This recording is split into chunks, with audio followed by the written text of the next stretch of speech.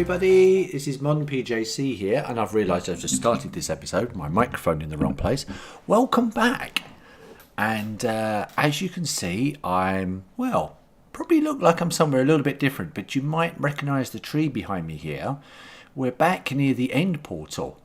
And, well, following on with our story of what's going on in this world, you may have noticed I found this banner. So, banners are normally put up around people's properties. So this has got a white banner with a red line through it and a spot in the middle.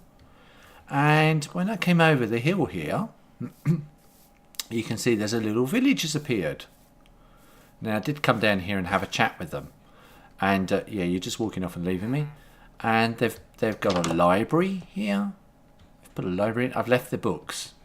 So I haven't stolen anything out of there. And they've obviously got some supplies and bits and pieces.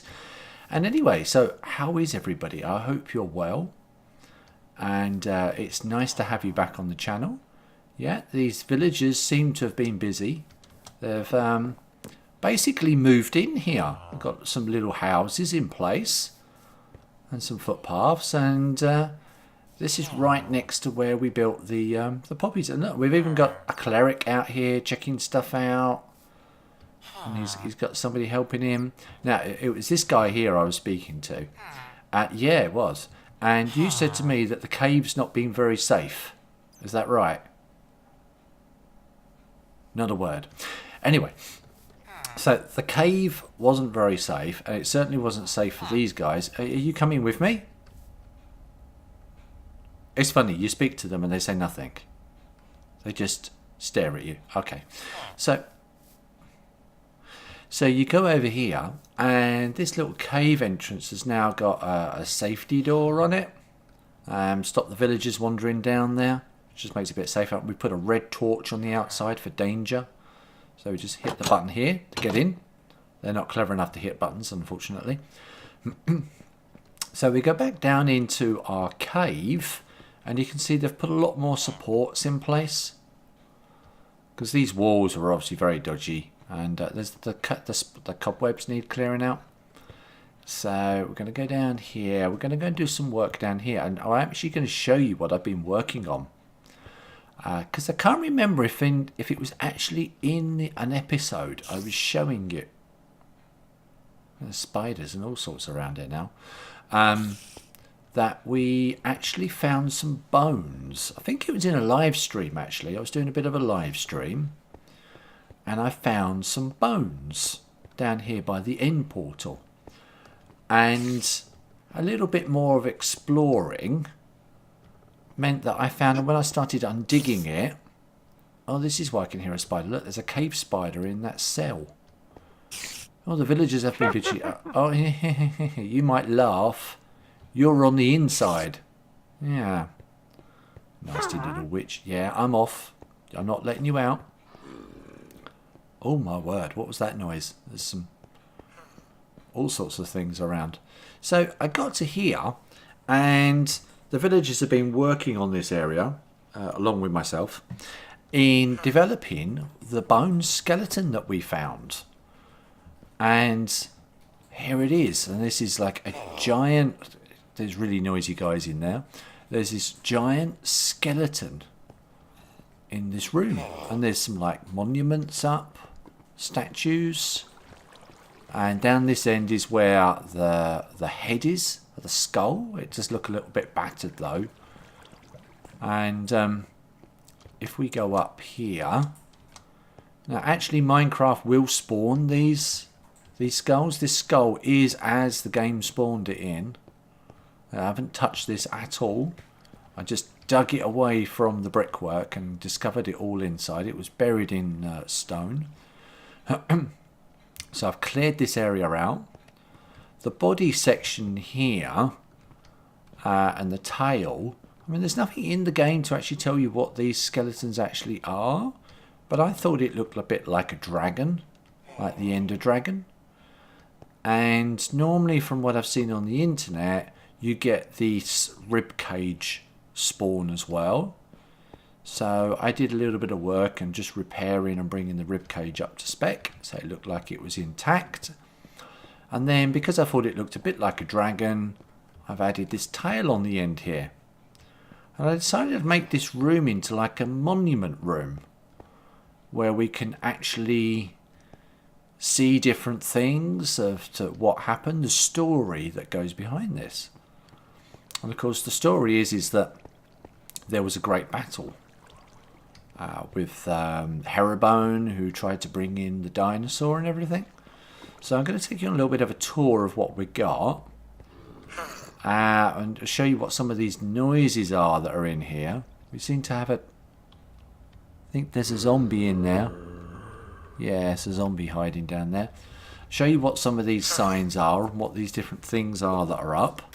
Try not to get killed by the various zombies. And my mission today for this area is to finish it off.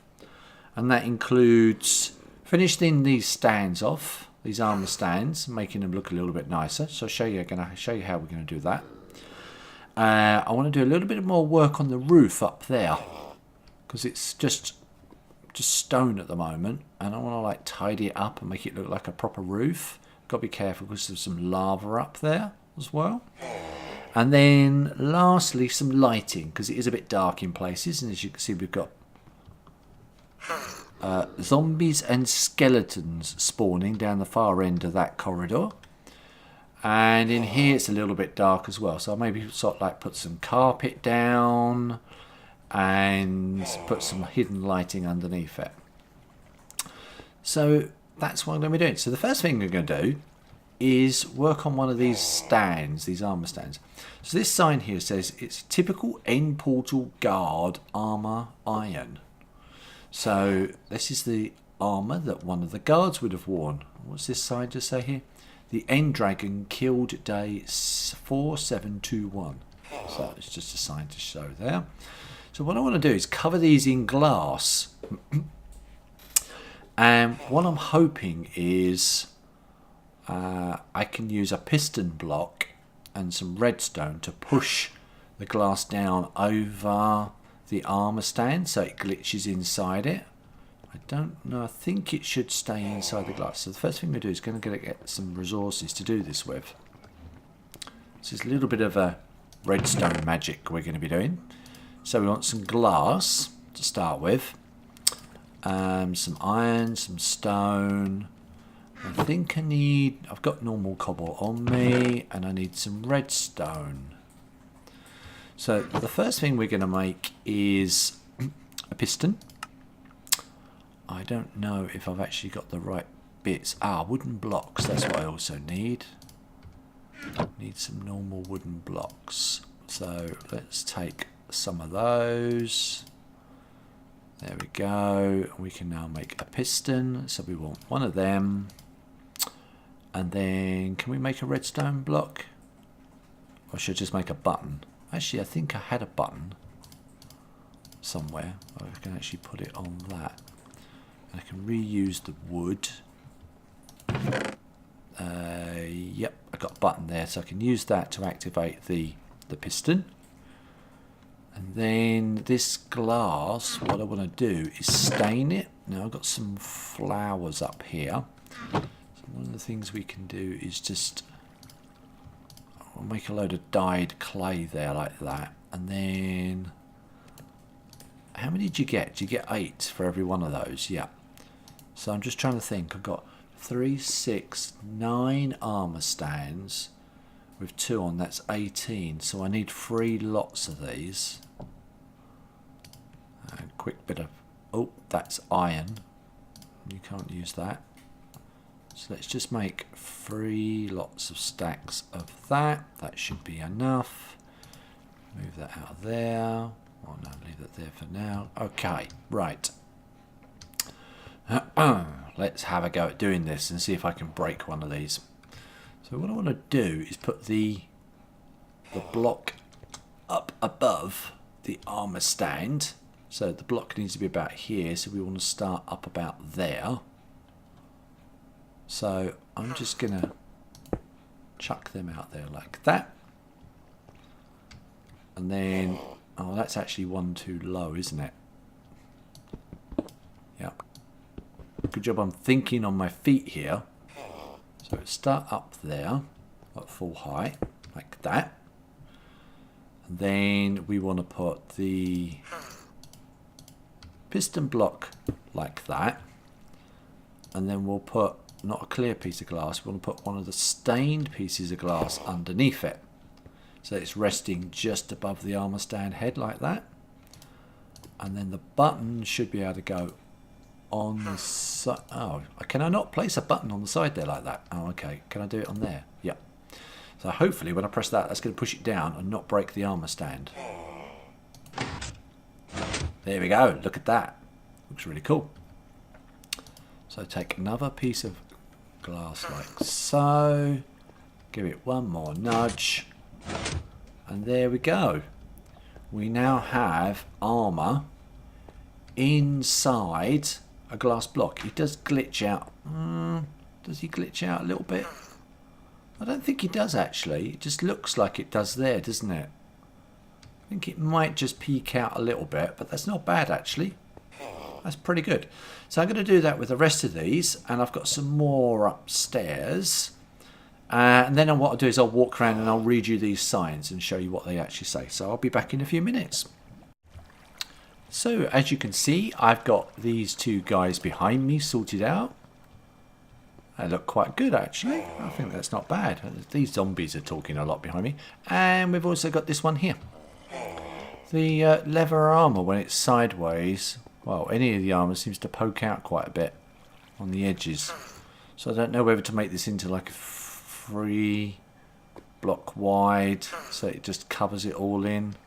These ones, because they're at an angle, don't tend to stick out, so they're alright, just that little bit there.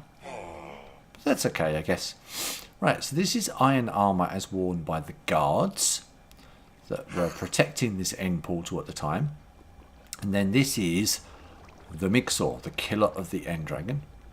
And his story is written over here. It says, after the villagers' first 2 attacks, lava was used to keep the end dragon held in these walls while they looked for a way to kill it. So that's the end dragon here. This is the lava that was obviously used to contain it. Where did we get to?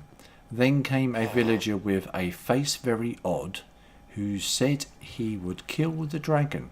His armour was made of leather.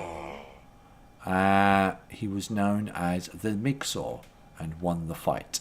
So that's our Mixor character there. And then over here on this wall we have villager turned to zombies were fed gold apples. We've got a gold apple here. And in this little room here, chamber used to change villagers back. So, oh, this looks a bit gory actually. There's all sorts of contraptions on the wall and looks like blood on the floor. And a brewing stand and some, the water's disgusting in here. Now the next bit is down here. This ceiling just doesn't look that fancy, to be honest. It's a bit rough in places, and we've got the mismatch of stone. I don't mind the odd hole because it makes it look a bit more realistic, like the floor here. We've got a mixture of normal stones, cracked stones and mossy stones. So what I want to do is change this ceiling up now and make this look a bit more like a museum, I guess. So that's my next job. Okay, so my idea is, firstly, I've got to try and stay away from the lava. See, I could go up a level and put some slabs in here, and then like a stone stair here, and then flat over, and then another stone step down this way. Could be a bit more difficult when I get to the lava. That would put a nice arch in the roof. So I'm thinking that's what I'll probably do. I'm going to have to put slabs here because where's the lava dripping? There. So it's dripping through from there. So it's above this block here. Which means if I didn't put a block in here, the lava would just drop straight through. And we'd have to change the lighting up there. Above where those ones are that I'm pointing at. So I'm going to craft up a lot of stairs and slabs, and then I'm going to mine all this out. Well, I might actually mine all this out first. I'll mine all this out and show you, then I'll craft up using all these stones the stairs that I want to do, and I might just make them out of cobble. I think that might be the thing. I'll make this a cobble arch all the way down there, and we'll have a look at what that looks like. Hello, I'm back again, and I've been busy, and I did say I was going to show you what it would look like once I dug the roof out, but I thought, oh, it's just going to be a bare empty roof, so I thought I'd show you what I'd done when I finished it. So this is it. It's got stairs either side, and it just gives it a little bit more depth when you look along the room here. And I've also mixed in some stone here, some stone blocks, just to make it look like it's got a bit of support in places. So just along there, it just breaks up the ceiling. And actually quite nicely, and I hadn't planned this either, where the lava is dripping through, it's actually lighting up these blocks a little bit. So the whole ceiling's got a sort of a bit of a texture to it, which is quite nice. I've done that on both sides, and also means that the armour stands here in their glass boxes don't touch the ceiling. I mean, these ones obviously touch the glass roof in there, but that's fine. But at least these ones have got a gap over the top of them. So I think that's pretty cool. I'd love to find out. I've never tried it, but I'd like to put a torch inside the glass block. I'd love to find out if I could do that. I might try that, because it would sort of like light it up from underneath. That'd be pretty cool. So that was that. So the next thing I was going to do was lighting. And I've done that on both sides. So if I go down here, this is where the biggest issue with the lighting was. And you can see I've put some very contrasting carpet in. So we've gone with the